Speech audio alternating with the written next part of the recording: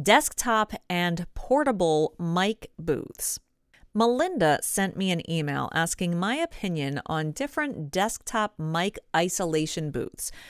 She moves frequently and didn't want to construct a super permanent recording booth, but rather wanted to have something effective that could also be portable if needed. Now, here's the honest truth. Booths don't create sound quality.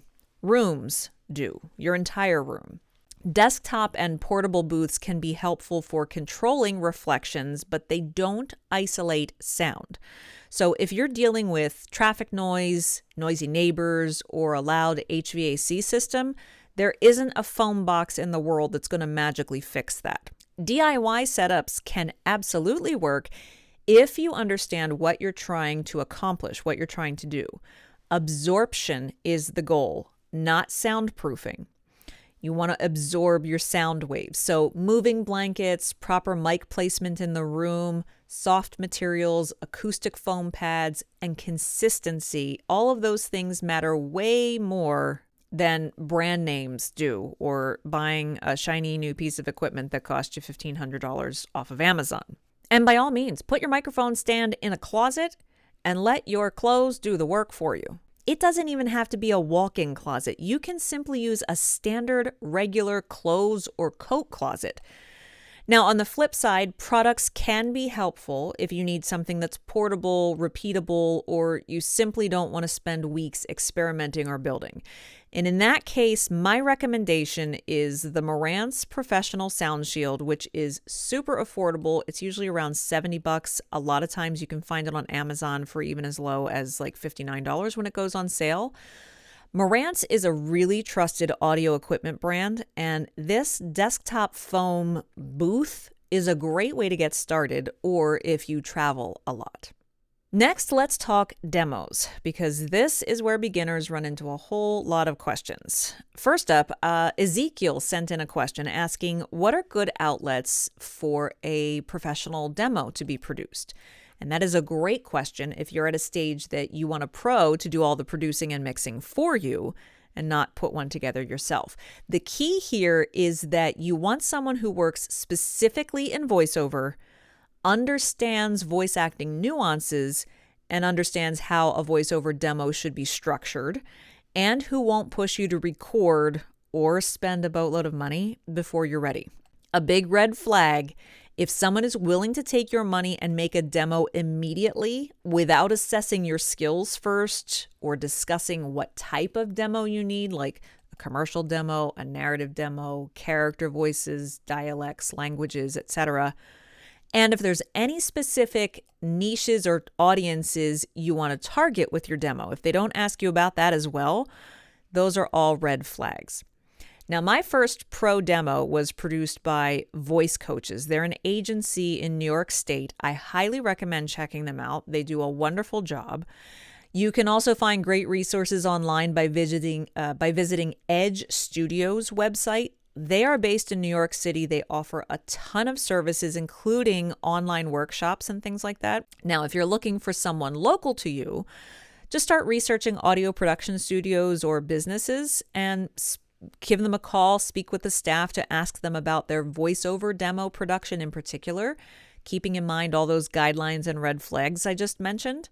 For DIY demos, especially early on, a lot of people don't want to shell out the money right up front, and that's understandable. Less processing is more. Light cleanup is fine, but heavy compression, really aggressive on the EQ, and adding special effects, not your friend. Casting folks want to hear you, not all the plugins that you have in your DAW. And remember, you have to be able to replicate the sound that potential clients hear in your demo. So if you put out some electronic alternative of your voice that you've created, you'll never be able to replicate that when they hire you. Now, also in this category, I got a question from Mary Beth, who asked whether a demo should have a variety of niches in it, or whether it should be broken out into separate samples. This is actually a great question, and it's a really complex answer. You want to aim to have two strong demos to start out: a commercial demo and a narrative demo. Your commercial demo is just what it sounds like. It's a representation of your skills and sound for TV, radio, and internet commercials. This demo will naturally usually be a little more fast-paced and splashy with, like background music like you would hear in commercials. And sometimes it'll definitely have more of that salesy commercial sound to it.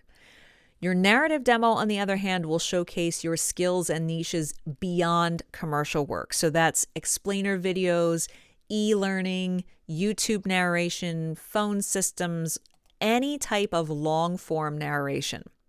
Those are the two that you want to have right off the bat. As you grow as a voice actor, you can then add to this demo portfolio. So maybe you add one for character voices for animation, toys, audiobooks. Maybe you add one for dialects or other languages that you're proficient in or become proficient in. Maybe you add another demo that's specialized for individual niches like medical narration, guided meditation, audiobooks, documentaries. Each of those could be its own specialized demo. Demos are a beast, and they're not straightforward, and every person needs a different set of demos, but those are the places I think that you should start. Now, a quick pause here because this connects directly to what we're talking about. If you're starting to reach out to clients and submit demos or follow up on work, remember how you communicate matters just as much as how you sound. I have a tool to help you with that. It's called the Voice Actors Marketing Toolkit, which has 10 real-world email templates for really common scenarios as a voice actor, like making introductions, follow-ups, negotiations, reconnecting with past clients, all sorts of things like that. These are customizable cut and paste email templates you can just take and plunk into your email body, customize it for whatever your situation is, and send it off. That toolkit is linked below if you want to save yourself time and second guessing. Check it out. Listen, if there's one thing I hope you take away from this video, it's this. Most voiceover questions don't have universal answers. Progress comes from making informed decisions, not copying someone else's path. And honestly, I'm really impressed with the quality of questions I've been getting from all of you viewers and my newsletter subscribers, so please keep sending them in. I will continue to make more of these Q&A videos. But just remember, you don't need to do everything all at once. You just need to make the next smart move. And if you want ongoing guidance as you build and refine your voiceover business, you can join my free Mastering the Microphone newsletter. It's where I offer weekly tips and behind the scenes things and practical advice. Definitely sign up for that. The link will be down below. And if this Q&A was helpful, well, then your next watch should be my video on how voice actors can get organized right now. Because basically, clarity and systems make everything that we talked about today a whole heck of a lot easier to manage. I'm going to link that for you right here. Check it out, and I'll see you next time.